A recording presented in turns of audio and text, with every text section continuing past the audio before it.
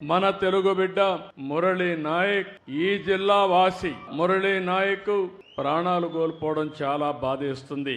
జమ్మూ కాశ్మీర్ సరిహద్దుల్లో పాకిస్తాన్ జరిపిన కాల్పుల్లో మన ఉమ్మడి జిల్లాకు సంబంధించిన వ్యక్తి నిన్న చనిపోయారు. గోరంట్ల మండలం కల్లి తండాకు చెందినటువంటి మురళీ నాయక్ వీర మరణం. దేశం కోసం చనిపోయారు. బాధేస్తుంది. వాళ్ళ తల్లిదండ్రులతో ఇప్పుడే నేను మాట్లాడాను. తల్లి వచ్చి జ్యోతిబాయ్, తండ్రి వచ్చి రామ్ నాయక్. వారికి నా ప్రగాఢ సానుభూతి తెలియజేస్తున్నా.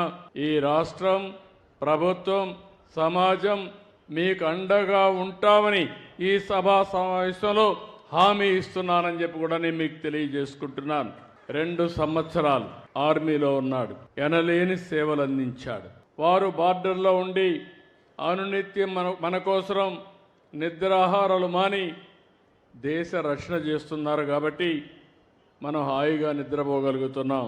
అయితే ఇలాంటి జరిగినప్పుడు మనం అందరం కూడా అండగా ఉండాలి. దేశభక్తితో ముందుకు పోవాల్సిన అవసరం ఉంది. మన రాష్ట్రంలో ఉండే అన్ని ప్రాంతాలు కూడా అప్రమత్తంగా ఉండాలి. దేశం చేసే పోరాటానికి ప్రతి ఒక్క వ్యక్తి సంఘీభావాన్ని తెలియజేయాలి. అండగా ఉంటామని నినదించి చెప్పాల్సిన అవసరం ఉందని చెప్పి కూడా నేను మీకు తెలియజేస్తున్నాను. భారత్ మాతాకి, భారత్ మాతాకి, భారత్ మాతాకి.